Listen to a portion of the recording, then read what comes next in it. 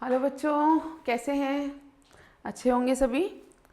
हाँ, तो आईसीटी हमने पूरा पढ़ लिया था। लास्ट में हमने टेक्नोलॉजी इंटीग्रेशन के या तकनीकी के एकीकरण के मॉडल्स पढ़े और उसके बाद में टेक्नोलॉजी इंटीग्रेशन इन असेसमेंट यानी मूल्यांकन में किस प्रकार तकनीक का एकीकरण प्रभावी है या क्या उसके फ़ायदे हैं, क्या उपयोगिता है, वो सारी चर्चा हमने की थी। ठीक है, अब हम आज प्रश्न करेंगे। पूरा जो आईसीटी हमने कवर किया है 3.1, 2, 3, जहाँ सबसे पहले आईसीटी की मूल अवधारणा आपने देखी, हमने शिक्षा तकनीकी के बारे में चर्चा की, जो भी उपयोगिता है आईसीटी की, उसके जो भी आयाम हैं उन सबको पढ़ा। फिर सेकंड पार्ट में हमने वर्चुअल कक्षा कक्ष जो है उसकी चर्चा करी और तीसरे में जो था ऑल ओवर तकनीक के एकीकरण की जो है वो सारी चर्चा हमने की थी। तो उन तीनों के क्वेश्चन यहाँ आज हम इस क्लास में कवर कर रहे हैं। ठीक है, अगेन क्वेश्चन सिंप्लीफाइड हैं यानी औसत स्तर के लिए हैं, जो बेसिक एंट्री लेवल क्वेश्चन है वो ही लिए हैं। अगेन ऐसे प्रश्न से प्रैक्टिस करना शुरू करके आप इससे उच्च स्तरीय प्रश्नों पर जा सकते हैं। बट यहाँ एटलीस्ट आपको, क्योंकि आईसीटी बहुत अलग तरीके का टॉपिक है, आपको थोड़ी सी कठिनाई आई होगी पढ़ने में, समझने में। किसी बच्चे को आई होगी, कुछ बच्चों को बहुत इजी भी लगा होगा, क्योंकि प्रैक्टिकल भी बहुत है। जो तकनीक को वास्तव में उपयोग लेते हैं उनके लिए बहुत प्रैक्टिकल चीज़ें भी हैं, चीज़ों को समझना। ठीक है, तो जैसा भी है बेसिक लेवल का क्वेश्चन हम यहाँ कर रहे हैं आज हर पार्ट से, और फिर उसके बाद आप आगे की प्रैक्टिस अपने जो भी प्रीवियस ईयर क्वेश्चंस हैं या फिर आपके प्रैक्टिस बुक्स अगर कोई हैं, टेस्ट सीरीज़ हैं, उनके थ्रू कर सकते हैं। कंटेंट यही है, कंटेंट की श्योरिटी मैं दे रही हूँ आपको कि हमने ऑलमोस्ट जो लाइन ऑफ थॉट वहाँ है सिलेबस की उसको कवर किया है। ये मेरी ऑथेंटिसिटी है। अब जो बच्चे समझ पाएंगे वो समझेंगे इस बात को कि हाँ, अगर मैं कह रही हूँ तो ये चीज़ किसी कारण से कह रही हूँ कि कंटेंट हमारा बिल्कुल सही लाइन पे है। ठीक है, नाउ पहला प्रश्न है, निम्न में से कौन सा सूचना एवं संचार प्रौद्योगिकी के अंतर्गत हार्डवेयर के रूप में वर्गीकृत नहीं किया जा सकता है? स्पीड अच्छी रखेंगे क्योंकि बिल्कुल लंबे क्वेश्चन नहीं है, टू द पॉइंट क्वेश्चंस हैं यहाँ पर, इससे नहीं बहुत थॉट इन्वॉल्व होना हो या दो लाइन के ऑप्शंस हैं, जनरली ऐसा नहीं है, तो स्पीड में रखेंगे। ठीक है, projector, smart board, presentation software या कैमरे, इनमें से किसको हार्डवेयर के रूप में वर्गीकृत नहीं किया जा सकता? तो बिल्कुल जो प्रेजेंटेशन सॉफ्टवेयर हैं उनको हम, नाम में लिखा है यहाँ तो सॉफ्टवेयर है, ठीक है ना, तो इनको आप नहीं वर्गीकृत कर सकते हार्डवेयर में। ठीक है, अगला प्रश्न है, एलएमएस लर्निंग मैनेजमेंट सिस्टम सूचना एवं संचार प्रौद्योगिकी के किस घटक के अंतर्गत आता है? Option A hardware, B software, C networking या डी संचार उपकरण। इन चारों घटकों की बात हमने की थी। हार्डवेयर क्या होता है, सॉफ्टवेयर क्या है, नेटवर्किंग क्या है, और जो टूल्स हैं संचार के, कम्युनिकेशन के, वो क्या क्या हैं, उन सब की चर्चा की है। तो ये एलएमएस आते हैं आपके सॉफ्टवेयर्स में। ठीक है, तीसरा प्रश्न है, आपको आने चाहिए ये प्रश्न, और जिसको अगर ऐसे 15-20 क्वेश्चन आ जाए और तुमको एक भी नहीं आ रहा है, यानी क्लास ढंग से नहीं पढ़ी है तुमने, ना बुक से ढंग से पढ़ा है, ना मैं जो पढ़ा रही हूँ उससे कनेक्ट किया है। वापस पढ़ो, वापस ध्यान दो एक एक चीज़ पर।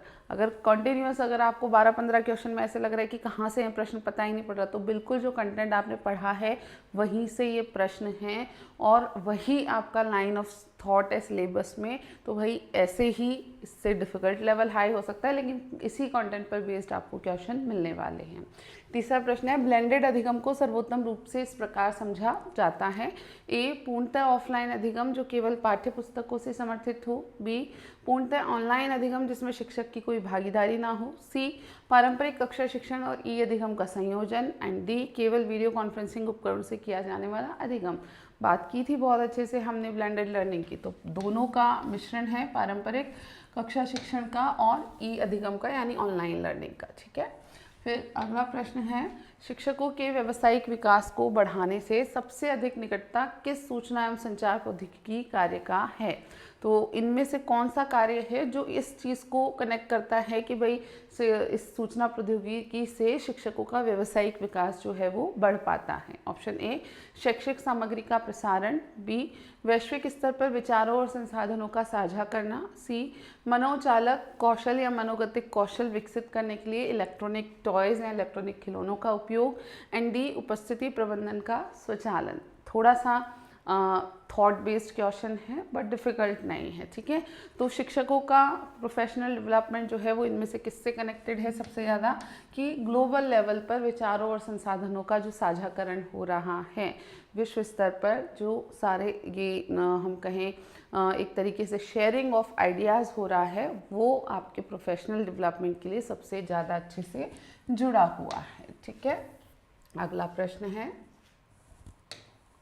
एम लर्निंग पारंपरिक ई लर्निंग से मुख्यतः इसलिए भिन्न है। एम लर्निंग टर्म आया था, सिंपल ही होता है, यहाँ पर आपको पता करना है क्यों भिन्न है। ए केवल डेस्कटॉप कंप्यूटर का उपयोग करता है, एम लर्निंग क्या डेस्कटॉप कंप्यूटर का उपयोग करता है। बी मजबूत बैंडविड्थ की अनिवार्य आवश्यकता रखता है। सी मोबाइल और हैंडहेल्ड उपकरणों का उपयोग करता है। एंड डी केवल कक्षा परिसर तक सीमित होता है। तो क्या है एम लर्निंग, आप अगर याद है एम लर्निंग मोबाइल लर्निंग होता है, तो यह आसान सा प्रश्न था कि ये मोबाइल और हैंडहेल्ड उपकरणों का उपयोग करता है। हैंडहेल्ड यानी सिंपली हाथ में पकड़े जाने वाले उपकरण, ऑब्वियसली स्मार्टफोन हुए, कोई भी प्रकार के फ़ोन हुए, हैंडहेल्ड उपकरण, ठीक है।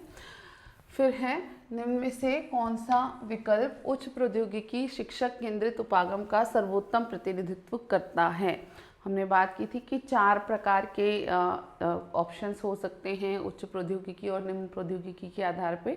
जो उपागम है इस तकनीक के आधार पर, वो 4 प्रकार के हो सकते हैं, शिक्षक केंद्रित, छात्र केंद्रित और उच्च तकनीकी और निम्न तकनीकी। इनको मिला करके या तो शिक्षक केंद्रित उच्च तकनीकी या शिक्षक केंद्रित निम्न तकनीकी, ऐसे ही छात्र केंद्रित उच्च तकनीकी और छात्र केंद्रित निम्न तकनीकी। यहाँ उदाहरण पूछा है किस चीज़ का, उच्च तकनीकी शिक्षक केंद्रित का, ठीक है। क्या ये फ्लिप्ड क्लासरूम है या गेम आधारित अधिगम है या एक्सपीडिशनरी या अभियानात्मक या जिसको अनुभवात्मक अधिगम कहते हैं वो है, या फिर व्यक्तिगत अधिगम है। इसका उदाहरण ये आपको हो सकता है कई बच्चों को ना आए, तो उन चारों को जाके वापस पढ़ना, कनेक्ट होगा। इसका उदाहरण बताया था आपको कि उच्च प्रौद्योगिकी शिक्षक केंद्रित जो है उसका उदाहरण है फ्लिप्ड क्लासरूम, ठीक है। आगे बढ़ते हैं, निम्न में से कौन सी विशेषता फ्लिप्ड क्लासरूम को पारंपरिक कक्षा से मौलिक रूप से भिन्न बनाती है। फ्लिप्ड क्लासरूम आपको याद रहना चाहिए, कम से कम 3 या 4 बार रिपीट हुआ था ये क्लासेस में। हाँ, ए है मानकीकृत परीक्षाओं पर बल, बी है विद्यार्थी कक्षा में पढ़ाने से पहले पाठ का अध्ययन करते हैं, सी है शिक्षक मूल्यांकन के बाद ही विषय वस्तु प्रस्तुत करता है, और डी है पाठ केवल मल्टीमीडिया व्याख्यानों पर आधारित होते हैं। इन फ्लिप्ड क्लासरूम, फ्लिप्ड यानी अपोजिट सिचुएशन होती है, बताया था मैंने। तो विद्यार्थी कक्षा में पढ़ाने से पहले पाठ का अध्ययन करते हैं। कैसे करते हैं कि टीचर उन्हें पहले ही प्री रिकॉर्डेड लेक्चर्स उपलब्ध करा देते हैं, ठीक है। अगला प्रश्न है, निम्न में से कौन सा माइंड मैपिंग उपकरण नहीं है। ऐसे बहुत सारे प्रश्न बन सकते हैं कि कौन सा किस प्रकार का उपकरण है या किस प्रकार का नहीं है। बहुत सारे डिजिटल टूल्स आपने पढ़े थे, आपको बहुत जो फेमस थे वो मैंने स्लाइड्स पे दिखाए थे, आपको याद होने चाहिए।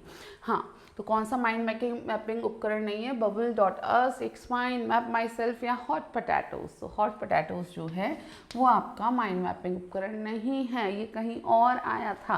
कहाँ आया था याद करो, मुझे याद है, मेरे को भी ये सब पहले से नहीं आते थे, तुमको पढ़ाने के लिए ही पढ़े हैं, बट हॉट पोटैटोज इसमें नहीं था।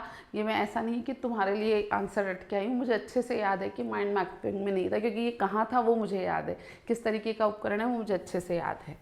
चलो अगला प्रश्न है, निम्न में से कौन सा कथन उच्च प्रौद्योगिकी एवं निम्न प्रौद्योगिकी सूचना एवं संचार प्रौद्योगिकी में सही अंतर दर्शाता है। 4 ऑप्शन है, रीड आउट करो, मैं आती हूँ।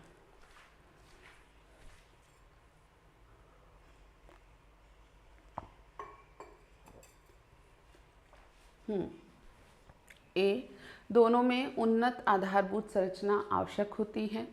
बी, उच्च प्रौद्योगिकी में क्लाउड या एआई उपकरणों का उपयोग होता है, जबकि निम्न प्रौद्योगिकी में आधारभूत डिजिटल उपकरणों का। सी, निम्न प्रौद्योगिकी में वीआर हेडसेट का तथा उच्च प्रौद्योगिकी में चॉकबोर्ड का उपयोग होता है। एंड डी, दोनों पूर्णतः शिक्षक केंद्रित होते हैं। वैसे ऑप्शन से भी आंसर निकल सकता है यहाँ पर, बट आपको यहाँ कनेक्ट करना है कि उच्च प्रौद्योगिकी यानी हायर लेवल का टेक्नोलॉजी, और एआई और क्लाउड जो है वो हायर लेवल है। तो उच्च प्रौद्योगिकी में क्लाउड और एआई टूल्स का यूज़ होता है, जबकि निम्न प्रौद्योगिकी में जो basic digital tools end devices होते हैं सिर्फ उन्हीं का यूज़ होता है, ठीक है। आगे चलते हैं, प्रश्न है, सूचना एवं संचार प्रौद्योगिकी की एक प्रमुख कमजोरी है, क्या एक लिमिटेशन है? ए, दूरस्थ क्षेत्रों में शिक्षार्थियों की पहुंच में वृद्धि। बी, त्वरित सामग्री वितरण। डी, सांस्कृतिक भिन्नताओं की उपेक्षा करते हुए अत्यधिक मानकीकरण। और डी, वैयक्तिक अनुकूल अधिगम पथ। तो क्या है इसमें से कमजोरी आईसीटी की?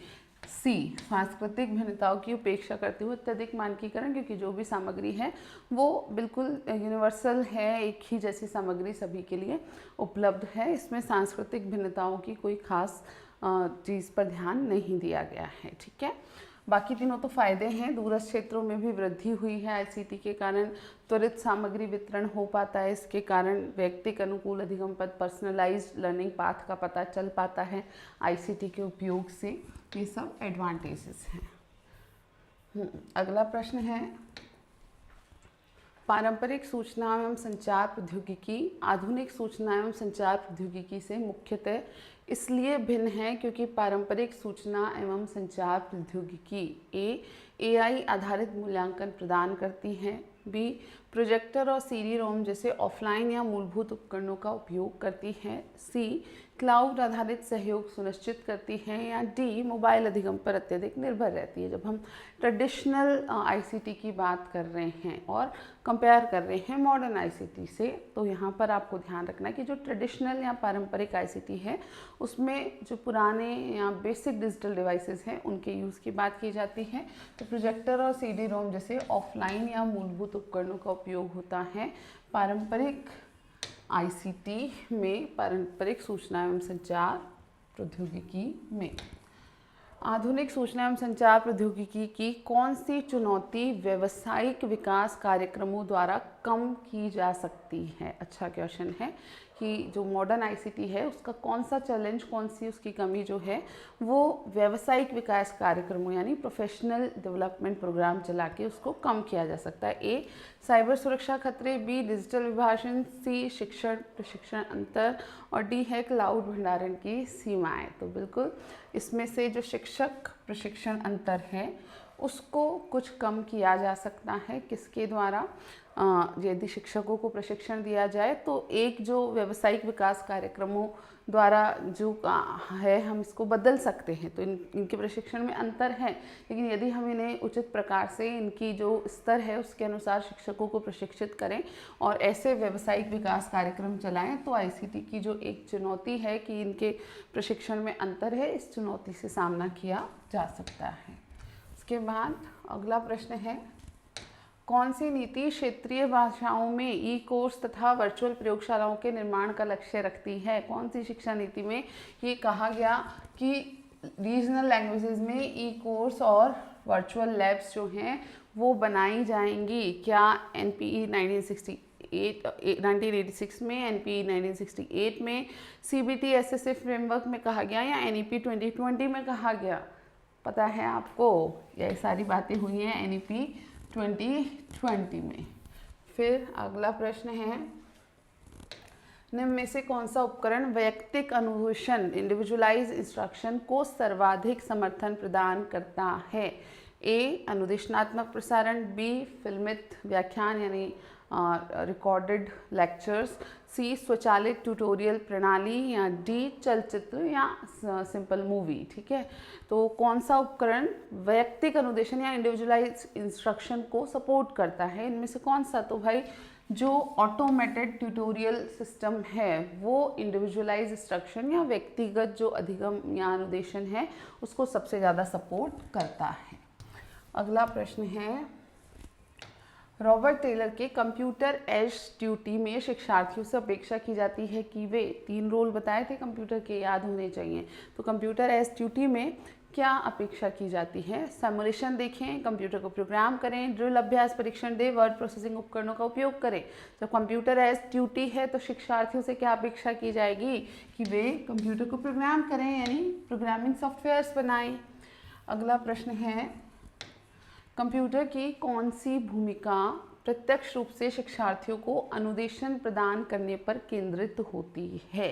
ठीक है, किस चीज़ पर? अब अगले रोल की बात आ गई कि कौन सी ऐसी भूमिका है जिसमें शिक्षार्थियों को अनुदेशन प्रदान करने पर जिस पर फोकस रहता है। ए है कंप्यूटर एज ट्यूटर, बी है कंप्यूटर एज टूल, सी है computer as tutee and D है कंप्यूटर एज सिमुलेटर। तो आपको ध्यान रखना है, जो कंप्यूटर एज ट्यूटर होता है तो वो प्रत्यक्ष रूप से छात्रों को अनुदेशन प्रदान करने का कार्य करता है। अगला प्रश्न, ET1 जो कि हार्डवेयर अप्रोच था, मूलतः किस शैक्षणिक अनुशासन पर आधारित है? कौन से एजुकेशनल डिसिप्लिन पर, किस क्षेत्र पर आधारित है? ए भौतिक विज्ञान और अभियांत्रिकी, बी सामाजिक संरचनावाद, सी व्यवहारवादी मनोविज्ञान या डी सूचना विज्ञान। तो हार्डवेयर अप्रोच किस पर बेस्ड था? याद करो, बहुत बार रिपीट किया, अगेन 4-5 टाइम्स रिपीट हुई थी ये चीज़। ठीक है, भौतिक विज्ञान और अभियांत्रिकी, फिजिकल साइंस एंड इंजीनियरिंग। अगला प्रश्न है, हार्डवेयर उपागम का मुख्य लक्ष्य है। ए अधिगम का वैयक्तिकरण, बी शिक्षक की स्वायत्तता का विस्तार, सी सॉफ्टवेयर आधारित विश्लेषिकी का विकास, डी यंत्रीकरण के माध्यम से शिक्षण को प्रभावी बनाना। तो हार्डवेयर अप्रोच का मेन जो लक्ष्य है, मेन गोल है, वो क्या है इनमें से? तो मैकेनाइजेशन, यंत्रीकरण के द्वारा शिक्षण को प्रभावी बना पाना। अगला प्रश्न है, ET2 सॉफ्टवेयर अप्रोच मूलतः किस क्षेत्र पर आधारित है? ऑप्शन ए व्यवहार विज्ञान और अधिगम मनोविज्ञान, बी भौतिक विज्ञान, सी प्रणाली अभियांत्रिकी एंड डी संज्ञानात्मक तंत्रिका विज्ञान। सॉफ्टवेयर अप्रोच किस पर बेस्ड है? तीनों अप्रोचेस कहीं ना कहीं बेस्ड थी। ET1, ET2, ET3 तीनों अलग अलग विषय या अलग अलग डिसिप्लिन पर बेस्ड थी। ET1 की हमने बात की। ET2 किस पर बेस्ड है? ये बेस्ड है behaviour science and psychology of learning, व्यवहार विज्ञान और अधिगम मनोविज्ञान पर। अगला प्रश्न है, अभिक्रमित अधिगम, फ्लैश कार्ड और पुनर्बलन रणनीतियाँ किस उपागम से संबंधित है? तो अभिक्रमित अधिगम, प्रोग्राम लर्निंग जिसको कहते हैं, फ्लैश कार्ड्स का यूज़ और पुनर्बलन की रणनीतियाँ या पुनर्बलन किस प्रकार उपयोग में लेना है, ये सब चीज़ें किससे संबंधित है? हार्डवेयर से, सॉफ्टवेयर से, प्रणाली उपागम से या ह्यूरिस्टिक उपागम से? तो ये सब कनेक्टेड हैं किससे? सॉफ्टवेयर अप्रोच से, जो कि मनोविज्ञान पर या व्यवहारात्मक विज्ञान पर बेस्ड है। फिर है प्रणाली उपागम यानी ET3 मुख्यतः किससे संबंधित है? ऑप्शन ए फ्लैश कार्ड आधारित अधिगम, ऑप्शन बी ऑडियो विजुअल साधनों का अभिकल्पन, ऑप्शन सी मनोवैज्ञानिक पुनर्बलन या ऑप्शन डी उद्देश्यों की प्राप्ति हेतु परस्पर संबंध अवयव। जब हम सिस्टम अप्रोच की बात करते हैं, ET3 की बात करते हैं, तो वहाँ हमें सिस्टम क्या है उसको याद रखना है। सिस्टम क्या है कि कई सारे कंपोनेंट, कई सारे तत्व परस्पर संबंधित हैं और विशिष्ट उद्देश्य को प्राप्त करने का प्रयास करते हैं। तो उद्देश्यों की प्राप्ति हेतु परस्पर संबंध अवयव। ठीक है, आगे बढ़ें। अगला प्रश्न है, हार्डवेयर उपकरणों के अस्तित्व में होने पर भी सॉफ्टवेयर उपागम को अनिवार्य क्यों माना जाता है? एज इट इज आपको क्लास में बताया है। ऑप्शंस पढ़ो, मैं आती हूँ।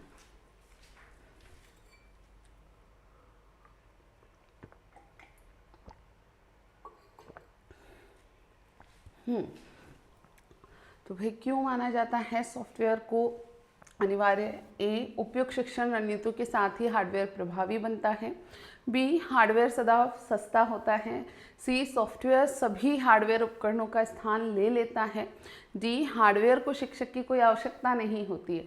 यहाँ ऑप्शन कुछ ज़्यादा ही सरल रखे हैं मैंने ताकि याद आए तुमको थोड़ा सा। तो सिंपल सी बात है कि एक्चुअल में हार्डवेयर को अपने आप को किसी भी वास्तविक या प्रायोगिक कार्य के लिए या प्रैक्टिकल यूज़ के लिए हम तभी सक्सेसफुल मानते हैं जब उसमें संबंधित सॉफ्टवेयर उपलब्ध होता है। तो उपयुक्त शिक्षण रणनीतियों या उपयुक्त सॉफ्टवेयर के साथ ही हार्डवेयर प्रभावी बन पाता है। अगला प्रश्न है, डिजिटल अधिगम के फ्लिप्ड क्लासरूम मॉडल में ए विद्यार्थी केवल आमने सामने के व्याख्यानों में भाग लेते हैं और गृह कार्य ऑनलाइन करते हैं, बी शिक्षण पूर्णतः समकालिक और कक्षा आधारित होता है, सी शिक्षक सभी भौतिक गतिविधियों को सिमुलेशन में प्रतिस्थापित कर देते हैं, यानी जो भी चीज़ें असल में भौतिक रूप से करनी है वो सब सिमुलेटेड रूप में कराई जाती हैं। एंड डी, मूल विषय वस्तु घर पर ऑनलाइन सीखी जाती हैं जबकि अभ्यास कक्षा में होता है। अगेन फ्लिप्ड क्लासरूम बहुत बार बताया था, फ्लिप्ड है, अपोजिट चीज़ है, जैसा कि डी ऑप्शन में दिया है कि मूल विषय वस्तु तो घर पर ऑनलाइन सीखी जाती है और अभ्यास जो है वो कक्षा में भौतिक रूप से बैठ करके किया जाता है। अगला प्रश्न है, डिजिटल अधिगम का कौन सा रूप उस स्थिति का सर्वोत्तम प्रतिनिधित्व करता है जिसमें विद्यार्थी विद्यालय की समय सारणी का पालन करते हैं किंतु पाठ्यक्रम का कुछ भाग LMS के माध्यम से और कुछ भाग कक्षा शिक्षण के माध्यम से ग्रहण करते हैं। तो क्या है कि ऐसी टाइप डिजिटल अधिगम का जिसमें दोनों चीज़ें कर रहे हैं कि विद्यार्थी की समय सारणी जो है विद्यालय की उसका पालन कर रहे हैं, यानी समय पर अपने स्कूल में आ रहे हैं, जो भी टाइम टेबल है उसको फॉलो कर रहे हैं, और जो ओवरऑल करिकुलम है या सिलेबस है उसका कुछ पार्ट तो वो LMS यानी सॉफ्टवेयर के थ्रू पूरा करते हैं और कुछ पार्ट जो है वो कक्ष में भौतिक रूप से पूरा करते हैं। क्या ये ऑनलाइन अधिगम है, ये ब्लेंडेड अधिगम है, ये मोबाइल अधिगम है या ये मुक्त अधिगम है? तो ये किसके बारे में बात हो रही है? ब्लेंडेड लर्निंग के बारे में। आगे चलेंगे। NMEICT के अंतर्गत फॉसे मुख्यतः किसका संवर्धन करता है? क्या था NMEICT? National mission of education for information communication technology, ठीक है। और फॉसे उसमें किसका संवर्धन करता है? क्या है फॉसे, याद है क्या आपको? Free open source software in education, free and open source software in education.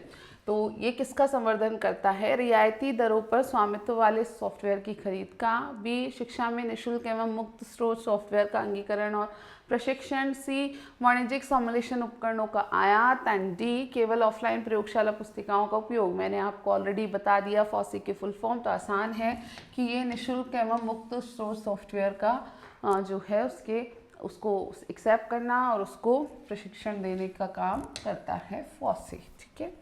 अगला प्रश्न है, स्पोकन ट्यूटोरियल परियोजना की विशेषता यह है कि यह क्लास में स्पोकन ट्यूटोरियल की बात हुई है, ठीक है। अब आप बताओ। ऑप्शन ए, केवल अंग्रेजी उपयोगकर्ताओं के लिए पाठ आधारित पुस्तिकाएं प्रदान करती है। बी, विद्यालय विषयों के लिए लाइव 1-to-1 ऑनलाइन शिक्षण प्रदान करता है स्पोकन ट्यूटोरियल। सी, खंडन के बिना लंबे सेमेस्टर स्तरीय व्याख्यान प्रस्तुत किए जाते हैं। या डी, मुक्त स्रोत IT उपकरणों के लिए अनेक भारतीय भाषाओं में स्व अधिगम हेतु लघु ऑडियो वीडियो ट्यूटोरियल प्रदान करते हैं। तो स्पोकन ट्यूटोरियल में हमने जाना था कि मुक्त स्रोत कुछ हम कहें प्रोग्रामिंग के लिए या अन्य IT कार्यक्रमों के लिए अनेक भारतीय भाषाओं में free and open source software उपलब्ध कराते हैं। ये ऑडियो वीडियो ट्यूटोरियल हैं अलग अलग भारतीय भाषाओं में, ठीक है। अगला प्रश्न है, कौन सी पहल 34 DTH TV चैनलों जिनमें 12 विद्यालयी शिक्षा हेतु हैं का समूह है जो पाठ्यक्रम आधारित सामग्री का प्रसारण करती है तथा QR कोड के माध्यम से दीक्षा से जुड़ी होती है? ए, NDL, बी, स्वयं प्रभा, सी, EPG पाठशाला, एंड डी, वर्चुअल लैब्स। इनमें से सबकी बात हमने की है और यहाँ एक का मैंने क्वेश्चन लिया है, किसी का भी इस तरीके से लैंग्वेज में फ्रेम करके क्वेश्चन पूछा जा सकता है। तो यहाँ जो बात हो रही है वो 34 TV चैनलों की, DTH TV चैनलों की बात हो रही है। वो कौन सी पहल है, कौन सा इनिशिएटिव है? स्वयं प्रभा। आगे चलते हैं। प्रश्न है, डेजी तथा DAISY फोरम ऑफ इंडिया मुख्यतः किसकी आवश्यकताओं को संबोधित करते हैं? ऑप्शन ए, STEM विषयों में मेधावी विद्यार्थी। बी, विद्युत सुविधा के बिना ग्रामीण विद्यार्थी। सी, सुगम डिजिटल पुस्तकों के माध्यम से दृष्टिबाधित विद्यार्थी। या डी, नीति दस्तावेज खोजने वाले शिक्षक प्रशिक्षक। तो डेजी में किसकी बात की गई है? सुगम डिजिटल पुस्तकों के माध्यमों से दृष्टिबाधित विद्यार्थियों की आवश्यकताओं को यहाँ संबोधित किया गया है। उनके लिए विशिष्ट रूप से ऑडियो बुक्स या टेक्स्ट टू स्पीच कंटेंट वाली बुक्स जो हैं वो बनाई गई हैं। अगला प्रश्न है, निम्न में से कौन सा कथन स्वयं को अन्य अधिकांश पोर्टलों से सही रूप में भिन्न करता है? स्वयं पोर्टल को ज़्यादातर बाकी के पोर्टलों से कौन सा जो ऐसा यहाँ पर पॉइंट है वो अलग करता है? कौन सा कथन है जो उसे अलग करता है? ऑप्शन ए, यह विद्यालय से स्नातकोत्तर स्तर तक के लिए श्रेय आधारित या क्रेडिट बेस्ड पाठ्यक्रम प्रदान करने वाला राष्ट्रीय मूक मंच है। MOOC इज़ फॉर मूक। देन यह केवल 3 भाषाओं में विद्यालय ई पाठ्य पुस्तकों को होस्ट करता है। सी, यह केवल शोध प्रबंध और शोध प्रबंध समीक्षा को संग्रहित करता है।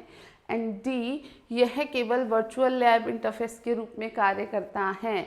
स्वयं, अगर आपको याद है, अगेन रिपीट हुआ था, स्वयं के बारे में याद है, तो एक ऐसा पोर्टल है जहाँ पर विद्यालय से PG लेवल तक के क्रेडिट बेस्ड मूक जो कार्यक्रम हैं, कोर्सेज हैं, वो प्रोवाइड कराए जाते हैं। ठीक है, अगला प्रश्न देखें।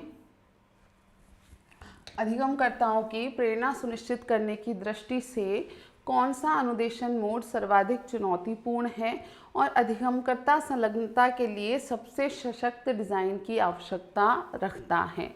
ए, पूर्णतः ऑनलाइन जिसमें आमने सामने की कोई अंतःक्रिया नहीं हो। बी, आमने सामने अनुदेशन के पूरक के रूप में वेब। सी, कभी कभी आमने सामने सत्रों के साथ मिश्रित मोड। या फिर डी, केवल आमने सामने। भाई सर्वाधिक चुनौती किस चीज़ की? अधिगमकर्ताओं की प्रेरणा सुनिश्चित करने की, कि भाई जो लर्नर्स हैं मोटिवेटेड हैं या नहीं है। तो इनमें से सबसे ज़्यादा चुनौतीपूर्ण कौन सा वाला तरीका है? ऑब्वियसली पूर्णतः ऑनलाइन जिसमें आमने सामने की कोई अंतःक्रिया का स्कोप नहीं रखा गया है या अंतःक्रिया वहाँ पर अनुमत नहीं है। ठीक है, देन अगला प्रश्न है, कमज़ोर इंटरकनेक्टिविटी वाले संदर्भ में समतामूलक पहुंच के लिए कौन सी ई अधिगम विशेषता मुख्य अवरोध बन सकती है? ठीक है, कमज़ोर इंटरनेट कनेक्टिविटी जहाँ पर है वहाँ पर समतामूलक पहुंच के लिए, कि हाँ सब तक समान पहुँचो, इसके लिए ई अधिगम की कौन सी विशेषता मुख्य अवरोध बन जाती है? ए, उच्च बैंडविड्थ मल्टीमीडिया और वास्तविक समय अंतरक्रिया की आवश्यकता। बी, पाठ आधारित डाउनलोड करने योग्य संसाधनों का उपयोग। सी, सामग्री का स्थानीय उपकरण में कैशिंग। या डी, निम्न लागत लाइसेंसिंग। तो भाई यहाँ कन्फ्यूज़न हो रहा होगा तुमको, लेकिन है नहीं कन्फ्यूज़न का मुद्दा। कमज़ोर इंटरनेट कनेक्टिविटी है कहीं पर, उस संदर्भ में समतामूलक पहुंच के लिए, कि हाँ समतामूलक पहुंच सब तक बराबर रूप से चीज़ें पहुँचे। कौन सी चीज़ एक बड़ा अवरोध है? कि भाई अगर आप चाहते हो कि उच्च हाई बैंडविड्थ वाला मल्टीमीडिया आप अगर प्रोवाइड करा रहे हो और आप लाइव इंटरेक्शन चाहते हो, तो कमज़ोर इंटरनेट कनेक्टिव वाले जो एरिया हैं वहाँ पर समस्या आएगी ना, समतामूलक पहुँच नहीं हो पाएगी। That's it. आगे चलेंगे। अगला प्रश्न है, विशेष आवश्यकता वाले शिक्षार्थियों पर OER लागू करने की दृष्टि से कौन सी बाधा सबसे महत्वपूर्ण है? रीड इट आउट में आती हूँ।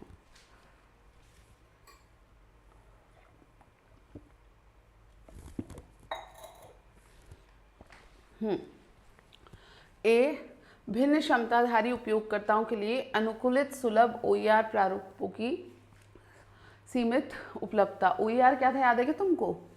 भूल गए? Open educational resources. B, OER की कम लागत।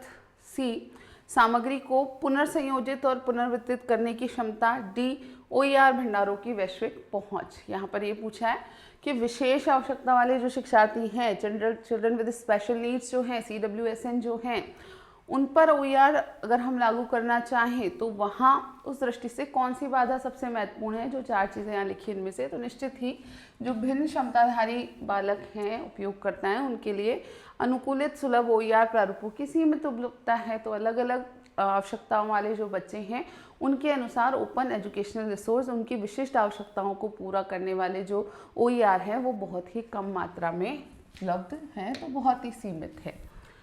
अगला प्रश्न है, OER की कौन सी चुनौती शैक्षिक सामग्री की दीर्घकालिक विश्वसनीयता को सबसे प्रत्यक्ष रूप से प्रभावित करती है?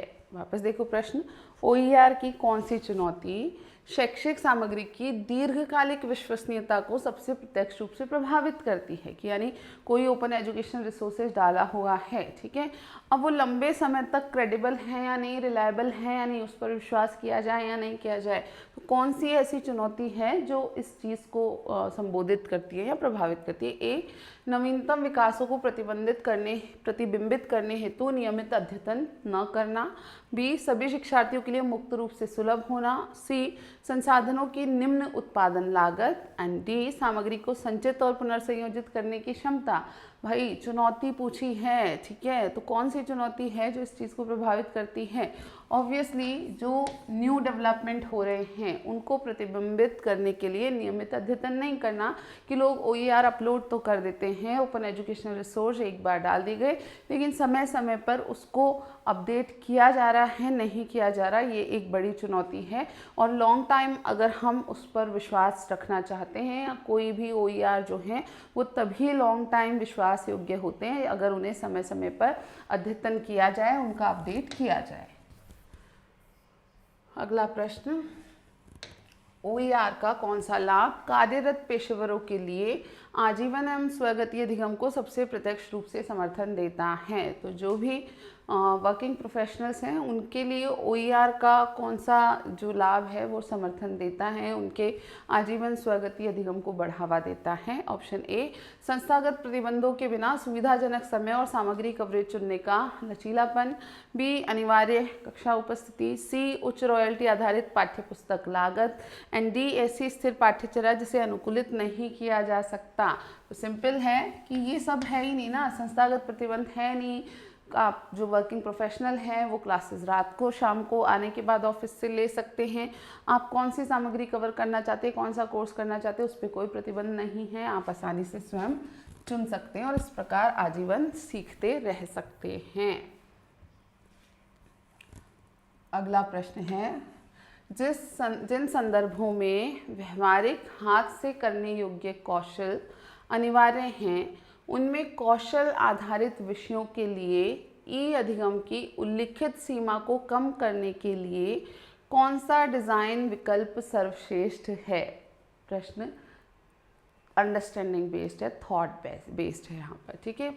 वापस देखो कि जिन संदर्भों में व्यवहारिक हाथ से करने योग्य कौशल अनिवार्य है, कि ऐसे कौशल का हम संदर्भ ले जहाँ पर प्रैक्टिकल या जो हाथ से करने वाले काम हैं, कौशल हैं, वो अनिवार्य हैं, वो शामिल हैं।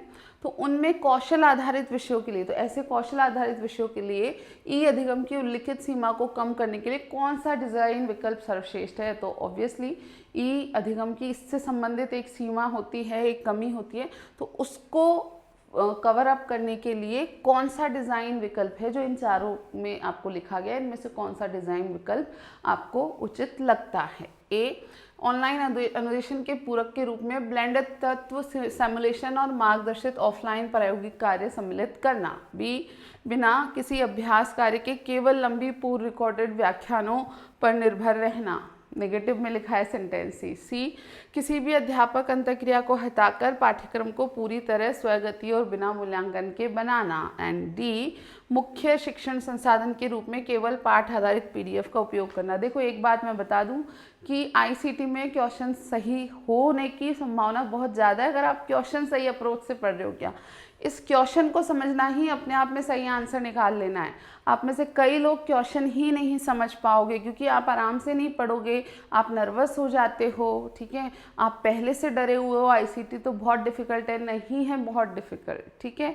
तो ध्यान क्या रखना है कि बिल्कुल पेशेंस के साथ एक एक वर्ड को, और साथ के साथ इमेजिन करो कि क्या कहना चाह रहा है, हम जो अब तक सुन के आए हैं, पढ़ के आए हैं, समझ के आए हैं, उसी में से क्वेश्चन बना रहा है, ठीक है। क्वेश्चन में क्या कहा जा रहा है उसको समझने का प्रयास करो। जब तुम क्वेश्चन समझ गए तो आंसर रुक नहीं सकता है, आंसर 100% निकलेगा। तो यहाँ पर ऑब्वियसली एक प्रैक्टिकल हैंड्स ऑन एक्सपीरियंस वाले कोर्स की बात की जा रही है, तो उसमें कमी यही होती है कि भाई बच्चा सिर्फ ऑनलाइन लर्निंग के बेसिस पर तो वो प्रैक्टिस कर ही नहीं पाएगा। तो आप क्या कर सकते हो कि इसके सप्लीमेंटेशन के रूप में आप ब्लेंडेड तत्व जोड़ दो, सिमुलेशन और मार्गदर्शित ऑफलाइन प्रायोगिक कार्य को सम्मिलित कर दो। ठीक है, तो आपने ब्लेंडिंग कर दी ऑफलाइन के साथ ऑनलाइन की, आपने सिमुलेशन भी यूज़ ले लिया और फिर कुछ समय के लिए ऑफलाइन रूप में बच्चों को बुला के उनसे वो स्किल या वो कौशल जो हाथ से किया जाने वाला है उसको स्वयं गाइड करते हुए वो कार्य को करवा लिया। ये बेस्ट अप्रोच है। उसके बाद अगला प्रश्न है, मूक्स को मैसिव मुख्यतः इसलिए माना जाता है, मैसिव एम फॉर मैसिव, तो क्यों मैसिव है ये? ए, वे केवल उच्च बैंडविड्थ वीडियो प्रारूपों का उपयोग करते हैं। बी, वे भौतिक प्रतिबंधों के बिना असीमित नामांकन की अनुमति देते हैं। सी, वे संस्थागत पंजीकरण की आवश्यकता रखते हैं। एंड डी, वे समकालिक सहभागिता की आवश्यकता रखते हैं। मैसिव इसलिए है कि वे बिना प्रतिबंधों के असीमित नामांकन की सुविधा या अनुमति प्रदान करते हैं। अगला प्रश्न है, स्वयं पहल मुख्यतः किन शैक्षिक सिद्धांतों को प्राप्त करने का लक्ष्य रखती है? एज इट इज क्लास से क्वेश्चन ये आपको मिल रहे हैं। ऑप्शन ए, मितता, लचीलापन और अनुशासन। बी, पहुंच, समानता और गुणवत्ता। सी, गति, लागत और प्रमाणन। एंड डी, विशिष्टता, पदानुक्रम और विनियमन। तो 3 प्रिंसिपल्स जो थे, सिद्धांत जो थे, स्वयं के नाम आपको अच्छे से याद है, एक्सेस, इक्विटी एंड क्वालिटी, पहुंच, समानता और गुणवत्ता, यही 3 प्रिंसिपल्स हैं स्वयं के। अगला प्रश्न है, वर्चुअल कक्षा मूलतः अन्य ई अधिगम मोड से किस कारण भिन्न होती है? ऑप्शन ए, मूल्यांकन का पूर्ण अभाव। बी, सजीव समकालिक अंतःक्रिया। सी, केवल पाठ संचार का उपयोग। एंड डी, पूर्णतः स्वगति प्रगति। तो भाई वर्चुअल क्लास की बात हो रही है, ये अन्य जो नॉर्मल ई अधिगम है, अदर ई लर्निंग, उससे क्यों अलग है? क्योंकि यहाँ हमेशा लाइव सिंक्रोनस इंटरेक्शन होता है। इसको हिंदी में ऐसे ही लिखेंगे, सजीव समकालिक अंतःक्रिया, लाइव सिंक्रोनस इंटरेक्शन, यानी लाइव रह करके एक ही समय पर अंतःक्रिया ऑनलाइन मोड में की जाती है। अगला प्रश्न है, वर्चुअल कक्षा सामाजिक अधिगम को मुख्यतः कैसे सुदृढ़ करती है? ए, सहपाठी अंतःक्रिया को समाप्त करके। बी, व्यक्तिगत अनुभवों और सहपाठी संवाद को साझा करने की अनुमति देकर। सी, चर्चाओं को केवल अध्यापकों तक सीमित करके। एंड डी, समूह कार्यों को हटाकर। 3 स्टेटमेंट नेगेटिव हैं, एक ही पॉजिटिव है, तो यहाँ तो क्लियरली आंसर आ रहा है आपके पास। अगले प्रश्न पे चलेंगे। प्रश्न है, सफल वर्चुअल अधिगम के लिए एक सामान्य बाह्य चुनौती है। पढ़ो ऑप्शन में आती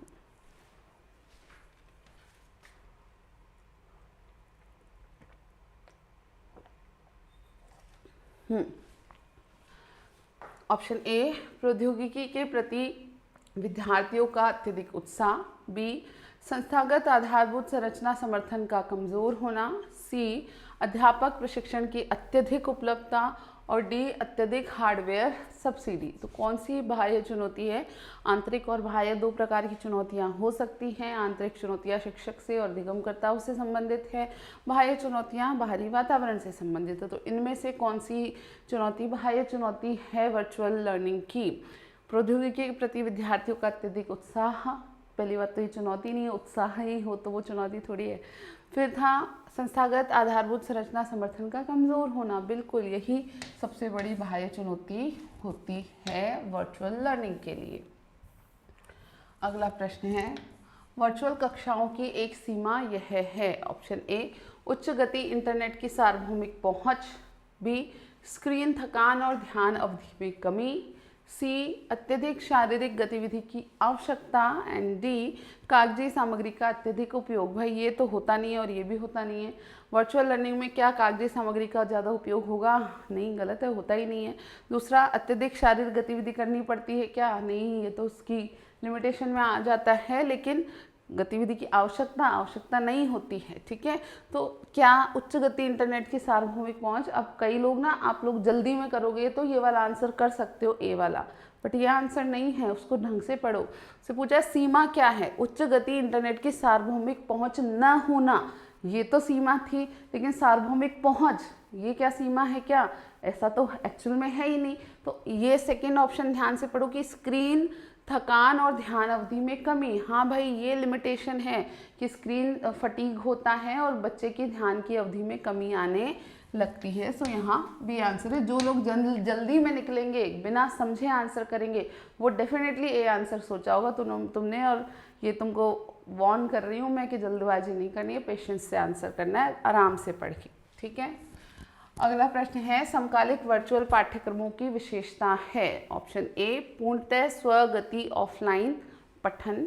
बी, वास्तविक समय पाठ ऑडियो या वीडियो अंतरक्रिया। सी, सहभागिता की कोई आवश्यकता नहीं। एंड डी, अधिगम के सामाजिक निर्माण का अभाव। आपको पूछा है समकालिक वर्चुअल पाठ्यक्रम, जो आपके सिंक्रोनस वर्चुअल कोर्सेज होते हैं उनमें क्या होगा भाई, real time text audio and video interaction हो पाएगा। तो यही यहाँ पर सही ऑप्शन है। आगे चलेंगे। विद्यालयों में सफल तकनीकी एकीकरण का सबसे उपयुक्त वर्णन कौन सा वाक्यांश करता है। ए, ऐसा नियमित निर्बाध उपयोग जो विद्यालय के उद्देश्यों का समर्थन करे। बी, कक्षाओं में एक बार के लिए उपकरणों की तैनाती। सी, प्रतिवर्ष नवीनतम हार्डवेयर की खरीद। एंड डी, तकनीक को केवल कंप्यूटर लैब तक सीमित करना। ऑप्शन क्या पूछा क्या था कि कौन सी चीज़ है जो सफल तकनीकी एकीकरण का वर्णन कर रही है। तो सफल तो भैया यहीं दिख रहा है कि नियमित निर्बाध उपयोग करना तकनीक का जो कि विद्यालय के उद्देश्यों का समर्थन कर रहा हो। अगला प्रश्न है, तकनीक के एकीकरण का प्रमुख उद्देश्य है। ऑप्शन ए, शिक्षण अधिगम प्रक्रियाओं का समर्थन और संवर्धन करना। बी, स्वचालित प्रणालियों द्वारा शिक्षकों का स्थान लेना। सी, विद्यार्थियों के व्यवहार को केंद्रीय रूप से नियंत्रित करना। एंड डी, हार्डवेयर के पुनर्विक्रय मूल्य को बढ़ाना। तो भाई उद्देश्य क्या है तकनीक के एकीकरण का, कि शिक्षण अधिगम प्रक्रियाओं को आप समर्थन कर पाएँ तकनीक की सहायता से और इसको संवर्धन कर पाएँ, इसमें बेटर चेंजेस लेकर के आ पाएँ। अगला प्रश्न है, कौन सी संस्थागत प्रथा एक ऐसी संस्कृति को प्रोत्साहित करती है जो तकनीक के दैनिक उपयोग को सामान्य बनाती है। तो नीचे कुछ चीज़ें दी हैं, इनमें से कौन सी ऐसी प्रथा, ऐसी प्रैक्टिस हो सकती है जो कि ऐसे कल्चर को प्रोत्साहित करती है जो कि तकनीक के दैनिक उपयोग को सामान्य बनाता है। ऐसा वर्क कल्चर जो है डेवलप किसके द्वारा हो पाएगा। ए, स्टाफ को इलेक्ट्रॉनिक कैलेंडर और ईमेल का उपयोग करने के लिए प्रोत्साहित करना। बी, बैठकों को हस्तलिखित नोटिस से प्रतिस्थापित करना। सी, कार्य समय के दौरान इंटरनेट अभिगम पर प्रतिबंध लगाना। डी, सभी संचार के लिए मुद्रित मेमो यानी प्रिंटेड मेमो अनिवार्य कर देना। भाई ये तीनों तो नेगेटिव में लिखे हैं, ठीक है, ये तो नहीं है, ये तो रोक रहे हैं तकनीक को। सिर्फ ऑप्शन ए ही यहाँ पर टेक्नोलॉजी रिलेटेड वर्क कल्चर को सामान्य बना रहा है। प्रश्न है अगला, सूचना एवं संचार प्रौद्योगिकी के उपयोग में कौन सी बाधा विशेष रूप से भाषा और सामग्री से जुड़ी है। ऑप्शन ए, क्षेत्रीय भाषाओं में उच्च गुणवत्ता वाले सूचना एवं संचार संसाधनों की कमी। बी, सभी संसाधनों के लिए अनुवाद उपकरणों की अधिकता। सी, शिक्षकों के लिए अनिवार्य बहुभाषिक परीक्षण। या फिर डी, स्थानीय भाषाओं के डिजिटल सामग्री का अत्यधिक उत्पादन। तो कौन सी भाषा संबंधित समस्या है या कौन सी बाधा है जो भाषा संबंधित यहाँ पर है आईसीटी के उपयोग में, हमको ऐसी कौन सी बाधा है। तो वही यही है कि क्षेत्रीय भाषा में हाई क्वालिटी कंटेंट अब तक हमें बहुत ज़्यादा अवेलेबल नहीं है। अगला प्रश्न है, कौन सी राष्ट्रीय पहल कक्षाओं को डिजिटल कक्षाओं में रूपांतरित करने के रूप में स्पष्ट रूप से नामित है। कि भाई जो हमारे देश की कक्षाएं हैं वो सब हम डिजिटल कक्षाओं में रूपांतरित कर देंगे। ये कौन सी पहल है। ऑपरेशन डिजिटल बोर्ड, राष्ट्रीय हार्डवेयर वितरण योजना, अनिवार्य कंप्यूटर लैब अधिनियम, या फिर मुद्रित पाठ्यपुस्तक पुनर्जीवित योजना। यहाँ ऑप्शन बेटर हो सकते थे, मैंने खुद ने आसान रखे कि तुमको जल्दी से क्लिक हो जाए, बट कंफ्यूज किया जा सकता है यहाँ बेटर ऑप्शन डाल के, ठीक है। तो ऑपरेशन डिजिटल बोर्ड था जहाँ पर कि पूरे देश में कक्षों को डिजिटल कक्षाओं में ट्रांसफॉर्म करने की बात कही गई है, ठीक है।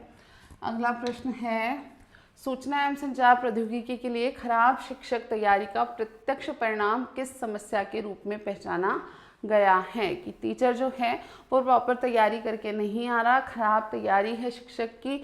तो आईसीटी के कॉन्टेक्स्ट में कौन सी समस्या आपको देखने को मिल सकती है, रीड आउट करो, मैं आती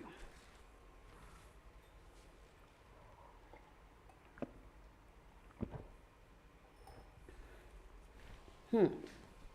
ऑप्शन ए है तकनीक का शिक्षण शास्त्रीय उद्देश्यों पर हावी हो जाना बजाय उन्हें समर्थन देने के। बी सर्वोत्तम प्रथाओं का तत्काल सार्वभौमिक अंगीकरण।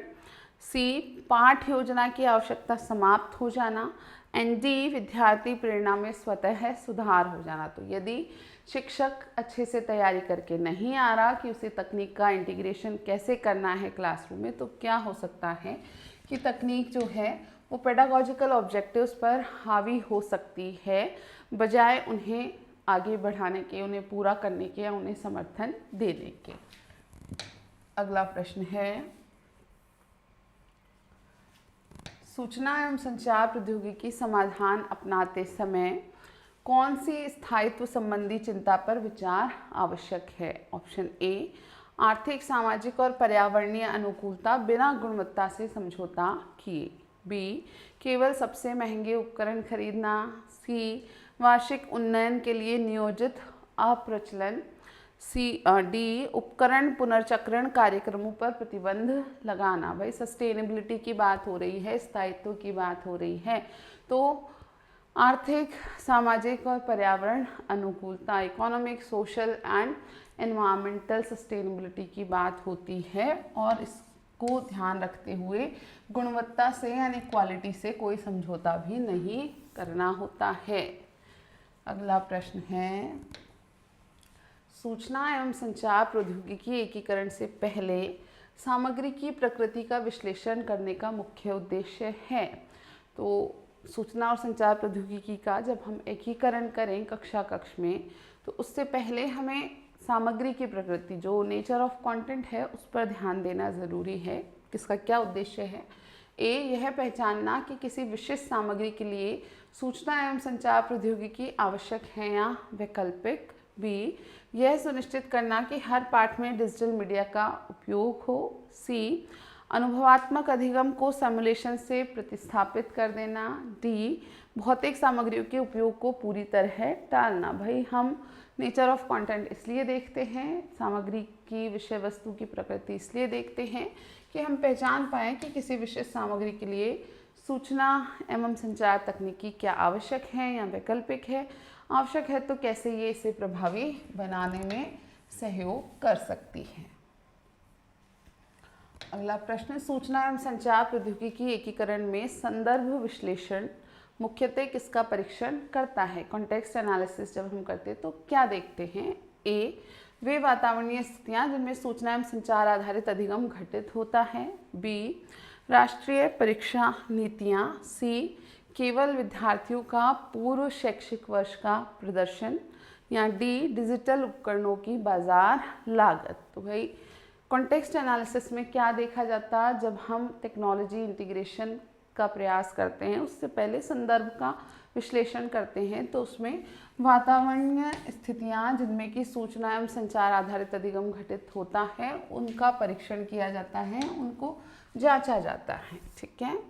अगला प्रश्न सूचना एवं संचार योजना में अधिगमकर्ताओं का जनसांख्यिकीय विश्लेषण किन बातों को सम्मिलित करता है?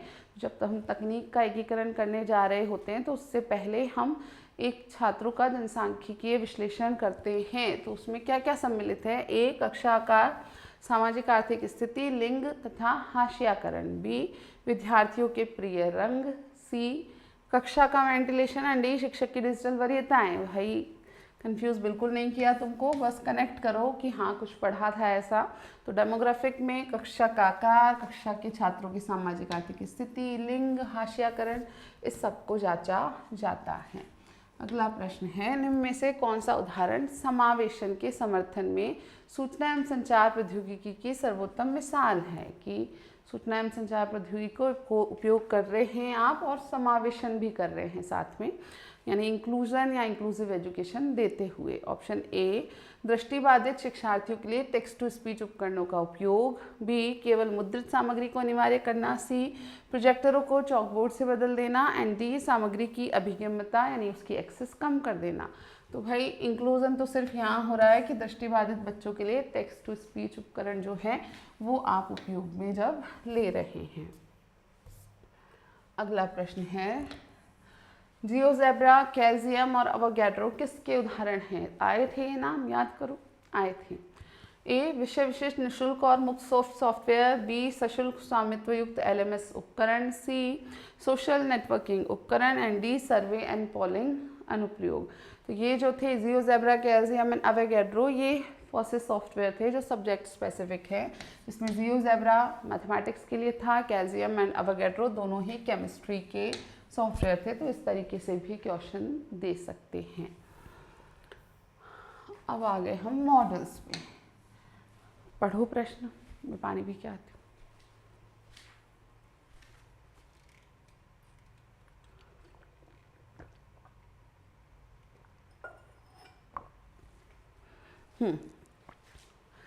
Accord model Apple classrooms of tomorrow में इन्फ्यूज़न स्तर की विशेषता है। 5 स्तर थे वहाँ पर, याद है किसी को 5 क्या थे? नहीं याद? कोई नहीं, करो याद। इन्फ्यूज़न जो था वो कौन सा लेवल था? 4th लेवल था, इतना तो है। इसके बाद ट्रांसफॉर्मेशन आता है। इसमें क्या है? ए, विश्लेषण और मूल्यांकन कार्यों के लिए उपकरणों का निरंतर एकीकरण। बी, केवल शिक्षक केंद्रित विषय वस्तु प्रस्तुति। सी, डिजिटल उपकरणों का न्यूनतम संपर्क। और डी, हार्डवेयर का कभी कभार प्रदर्शन। तो इन्फ्यूज़न ऑब्वियसली 4th नंबर पे आ रहा है, 4th लेवल पे आ रहा है, तो एक निरंतर एकीकरण को प्रदर्शित करता है। तो विश्लेषण और मूल्यांकन कार्य के लिए उपकरणों का निरंतर एकीकरण।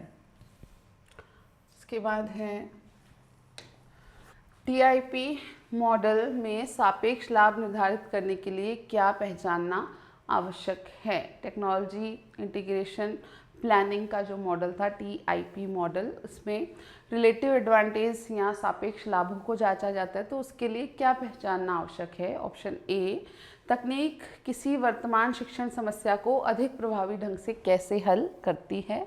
बी, क्या विद्यार्थी लंबे व्याख्यान पसंद करते हैं। सी, सबसे सस्ता उपकरण कौन सा है। और डी, सबसे तेज़ इंटरनेट प्लान कौन सा है। तो ऑब्वियसली रिलेटिव एडवांटेज की बात हो रही है, तो तकनीक का उपयोगिता देखी जाएगी कि कोई भी वर्तमान शिक्षण समस्या या शिक्षण उद्देश्यों को कैसे प्रभावी रूप से वो पूर्ण कर सकती है। अगला प्रश्न है, TIP चरण अनुदेशनात्मक वातावरण तैयार करना, प्रिपेयर द इंस्ट्रक्शनल एनवायरनमेंट में शिक्षकों को क्या करना होता है? तो एक चरण ये था कि आपको इंस्ट्रक्शनल एनवायरनमेंट या अनुदेशनात्मक वातावरण तैयार करना होता है। तो ए, हार्डवेयर, सॉफ्टवेयर और तकनीकी तैयारी सुनिश्चित करना। बी, सामग्री की शुद्धता तय करना। सी, समूह गतिविधियों को हटाना। और डी, केवल क्लाउड आधारित सामग्री का उपयोग करना। तो ये जो अनुदेशनात्मक वातावरण हम तैयार करेंगे, हार्डवेयर, सॉफ्टवेयर और तकनीकी पूरी तैयारी को सुनिश्चित करके करते हैं। अगला प्रश्न, TPAC technological pedagogical content knowledge जो मॉडल था, यह प्रतिपादित करता है कि सार्थक तकनीकी एकीकरण के लिए क्या आवश्यक है। ए, तकनीक, शिक्षण शास्त्र और सामग्री का अंतःक्रियात्मक संयोजन। बी, तकनीक द्वारा शिक्षण शास्त्र का स्थान लेना। सी, संदर्भ रहित सामग्री की आपूर्ति। और डी, केवल शिक्षण शास्त्र विशेषज्ञता। ये मैंने तुम्हारी सरलता के लिए लिखा है, सिर्फ TPAC लिखा हो तब आंसर करना होता है, ठीक है। तो ये तो मैंने तुमको कनेक्ट हो जाए इसलिए लिखा है, ये फुल फॉर्म नहीं देंगे, TPAC से देंगे। तो वहाँ आपको याद रखना है कि तकनीक, शिक्षण शास्त्र और सामग्री का अंतःक्रियात्मक संयोजन। इसके बाद नेक्स्ट क्वेश्चन है, सिस्टमैटिक सूचना एवं संचार प्रौद्योगिकी एकीकरण मॉडल। तो सिस्टमैटिक ICT इंटीग्रेशन मॉडल सामान्य योजना ढांचों से किस विशेषता के कारण भिन्न है? ऑप्शन ए, अनेक अधिगम सिद्धांतों पर इसका ध्यान। बी, केवल विद्यार्थी उत्पन्न सामग्री पर इसका जोर। सी, केवल मल्टीमीडिया उपकरणों के उपयोग की इसकी आवश्यकता। एंड डी, तर्क चरण के दौरान सूचना एवं संचार प्रौद्योगिकी चयन के अनिवार्य औचित्य निर्धारण पर इसका बल देना। तो भाई सिस्टमैटिक आईसीटी इंटीग्रेशन मॉडल में ये चरण होता है रैशनल तर्क, और इस दौरान उसे आईसीटी का जो इन्होंने चयन किया है वो क्यों किया है उसका औचित्य बताना कंपलसरी होता है कि शिक्षक ने क्यों किसी विशिष्ट आईसीटी की तकनीक का या उपकरण का चयन किया है, उसके पीछे का तर्क प्रस्तुत करना होता है। SAMR substitution augmentation modification redefinition model था, उसका कौन सा चरण वह पहला स्तर है जहां तकनीकी शिक्षण अधिगम कार्य के महत्वपूर्ण पुनर्रचना को सक्षम करती है। तो 2 स्तर थे, ठीक है, उन दोनों में से उच्च स्तर की बात हो रही है। तो उच्च स्तर का पहला चरण कौन सा है, जो तकनीकी शिक्षण की जो पुनर्रचना है वो कहाँ से शुरू होती है, ऑगमेंटेशन से, सब्स्टिट्यूशन से, मॉडिफिकेशन से या रिडेफिनेशन से। आपको सिर्फ मैंने कनेक्ट कराया था कि S और A तो लोअर लेवल पे, M और R जो है वो हायर लेवल पे है। तो जो सिग्निफिकेंट रीडिज़ाइन है, पुनर्रचना है, वो कहाँ से शुरू होती है, M से, यानी कि मॉडिफिकेशन से। अगला प्रश्न है TIM रूपरेखा में वह कौन सा अधिगम वातावरण है जिसमें विद्यार्थी तकनीक का उपयोग वास्तविक जीवन की समस्याओं को हल करने के लिए करते हैं। तो TIM में 5 लर्निंग एनवायरनमेंट थे, 5 टेक्नोलॉजी इंटीग्रेशन के लेवल थे, 5x5 की मैट्रिक्स बनती है और 25 प्रकार के जो टोटल विकल्प हैं उनमें से शिक्षक चुनता है। तो यहाँ पूछा जा रहा है कि कौन सा अधिगम वातावरण है जिसमें विद्यार्थी तकनीक का उपयोग वास्तविक जीवन की समस्याओं को हल करने के लिए करते हैं। A रचनात्मक कंस्ट्रक्टिव, B प्रामाणिक या ऑथेंटिक अधिगम वातावरण, C सहकारी या कोलैबोरेटिव अधिगम वातावरण, एंड D लक्ष्य निर्देशित या गोल डायरेक्टेड अधिगम वातावरण। तो ये जो लाइन थी एज इट इज़ हमने मेंशन की थी कि दैनिक जीवन की या वास्तविक जीवन की समस्याओं को हल करने के लिए तकनीक का उपयोग करते हैं। प्रदूषण वाला एग्जाम्पल लिया था, और वो कौन सा लर्निंग एनवायरनमेंट था, नो, वो था ऑथेंटिक, प्रामाणिक या ऑथेंटिक लर्निंग एनवायरनमेंट, जो कि चौथे नंबर पे था, ठीक है। आगे है PST मॉडल में ब्लॉग, चैट या चर्चा मंच। PST मॉडल क्या है, याद है क्या तुमको, याद करो। PST मॉडल में ब्लॉग, चैट या चर्चा मंच जैसे उपकरणों के चयन से कौन सा घटक संबंधित है। PST मॉडल ये था पेडागोजी, सोशल इंटरेक्शन और टेक्नोलॉजी वाला मॉडल PST। तो ब्लॉग, चैट या चर्चा मंच जैसे उपकरणों का चयन किसके अंतर्गत किया जाएगा, कौन सा संबंधित है, इजी है भाई, सोशल इंटरेक्शन। सिर्फ इसी मॉडल में सोशल इंटरेक्शन को रखा गया है। ये सोशल कंस्ट्रक्टिविज्म या सामाजिक निर्मितवाद की जो अवधारणा है उसको ध्यान में रखते हुए रखा गया है, ठीक है। This was all for today. हमने क्वेश्चंस कर लिए हैं काफ़ी सारे। अगेन ऐसे क्वेश्चन एवरेज लेवल के भी आते हैं, बट इससे टफ लेवल के लिए रेडी रहना है आपको, क्योंकि कंटेंट लिमिटेड है, क्वेश्चन बहुत सारे सब्जेक्ट्स में अलग अलग आने हैं, तो इससे थोड़ा हायर लेवल जा सकता है। यहाँ आपका ICT वाला पोर्शन समाप्त होता है। मैंने मेरी तरफ से एफर्ट किया है कि कंटेंट आपको बेटर रूप में एक हम मैक्सिमम चीज़ों को यहाँ कवर किए जो हो सकती थी क्लास में। कुछ चीज़ें जैसे हिस्ट्री हुआ ICT का या एजुकेशनल टेक्नोलॉजी का, वो मैंने आप पर छोड़ी। कंप्यूटर का जो बेसिक्स है कि कंप्यूटर में रैम क्या है, रोम क्या है, वेब पेज क्या होते हैं, एक्सप्लोरर क्या है, ये सब चीज़ें एक्सपेक्टेड हैं आपसे ऑलरेडी कि हाँ ग्रेड 1 का बच्चा तैयारी करने आ रहा है या कोई टीचिंग एग्ज़ाम का बच्चा आज के समय में तैयारी करने आ रहा है, तो उसको ये पता होनी ही चाहिए, ठीक है। तो उस पर्पज़ से आपको कुछ छोटी मोटी चीज़ें अपने बेसिस पर भी तैयार रखनी है। ऑब्वियसली पेडागोजी ICT के 10 क्वेश्चन कोई कम नहीं है, 20 मार्क्स का मैटर है। 20 मार्क्स तो बहुत बड़ी चीज़ होती है कंपटीशन में, ठीक है। एजुकेशनल साइकोलॉजी भी हमने पढ़ा है, वहाँ भी 4 to 5 क्वेश्चन है, वहाँ कंटेंट बहुत सारा है। उस लिहाज से अगर देखते हो तो यहाँ तो भाई 10 क्वेश्चन के लिए बहुत कम कंटेंट पढ़ना है तुमको। क्लासेस देखोगे ना, अगर तुम आवर्स देखोगे तो वहाँ मैं क्या कर सकती हूँ या कोई भी टीचर एक्चुअल में तो क्या कर सकता है, जो ऑनेस्ट टीचर है, क्योंकि वहाँ लर्निंग पूरा लिख दिया तो सारी थ्योरीज पढ़नी पड़ेगी, डेवलपमेंट पूरा लिख दिया सारी थ्योरीज पढ़नी पड़ेगी, और वो थ्योरीज अपने आप में ही पढ़ने के लिए इतने घंटे का मैटर हो जाता है। तो तुमको लग रही है कि मैम ने ज़्यादा पढ़ाया है, तो ऐसा कुछ नहीं है। वहाँ कोई शॉर्टकट हम निकाल नहीं सकते। आने 4 ही क्वेश्चन है, पर वो 4 में एक क्वेश्चन किस थ्योरी से दे दे हम कुछ नहीं कर सकते, ठीक है। यहाँ पर लिमिटेड कंटेंट है, ऑलमोस्ट यहाँ पर आपको उससे आधा शायद कंटेंट पढ़ने को मिल रहा है। वो आधा कंटेंट पढ़ के आप 20 मार्क्स गेन कर सकते हैं। तो थोड़ी सी समझदारी से आपको इस पोर्शन को तैयार करना है। वहाँ पर हमारा एजुकेशनल साइकोलॉजी में 2 टॉपिक बचे हैं, आपका मेंटल हेल्थ वाला पार्ट और इमोशनल इंटेलिजेंस वाला पार्ट। वो विद इन 1-2 डेज़ में आपको प्रोवाइड करा दूंगी। बाकी यहाँ पर हमने पूरा कवर कर लिया है। All the best to all of you. अच्छे से तैयारी करो, और प्रैक्टिस इज़ वेरी इंपॉर्टेंट। सबसे बड़ी बात है कि आपको प्रीवियस ईयर क्वेश्चंस उठाने हैं, टेस्ट सीरीज़ अच्छी ज्वाइन करना। अगेन प्रैक्टिस का मतलब ये नहीं जहाँ तहाँ से कोई टेलीग्राम पे कुछ भी डाल रहा है, इधर उधर का कंटेंट उठा लिया, तुम पढ़ने लग गए, फिर ये नहीं आ रहा ये नहीं आ रहा। उनका जो कंटेंट का अप्रोच है वो ही सही नहीं है। मान लो XYZ किताब में तुम देखोगे तो कंटेंट का अप्रोच सही नहीं है, तो क्वेश्चन कैसे सही बनाएंगे वो। तो इसलिए सेलेक्टेड मटेरियल से आपको प्रैक्टिस करनी है, ठीक है। सो ठीक है, बेस्ट ऑफ लक। कोई किसी को डाउट हो तो आप लोग अप्रोच कर सकते हो। सोशल मीडिया ऐसे पर्पजेज़ के लिए आप यूज़ ले सकते हो समटाइम्स, ठीक है। किसी भी तरीके से आप मुझे कांटेक्ट करके आपके डाउट्स भेजोगे तो I will try to resolve. So this was all for today. Thank you for watching. Bye bye.